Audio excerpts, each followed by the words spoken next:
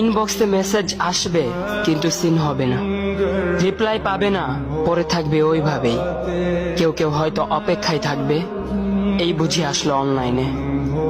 আবার কেউ কেউ হয়তো টেরও পাবে না, কেউ একজন নেই, কেউ একজন হারিয়ে গেছে। হঠাৎ একটা সময় কারোর হয়তো মনে পড়বে, কে জানি আর নেই। কষ্ট করে নামটা সার্চ করবে, পুরনো ভিডিওগুলো দেখবে আর ভাববে হুট করে কোথায় চলে গেল।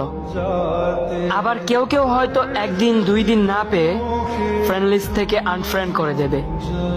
যখন আমি থাকবো না তখন আমার স্মৃতি কারোর মনে পড়বে, হয়তো পড়বে আবার হয়তো পড়বে না। তবে হারাতে হবে, হারাতে হয়, হারিয়ে যাওয়াই নিয়ম। পার্থক্য একটাই, কেউ আয়োজন করে হারায় আর কেউ হুট করে হারায়।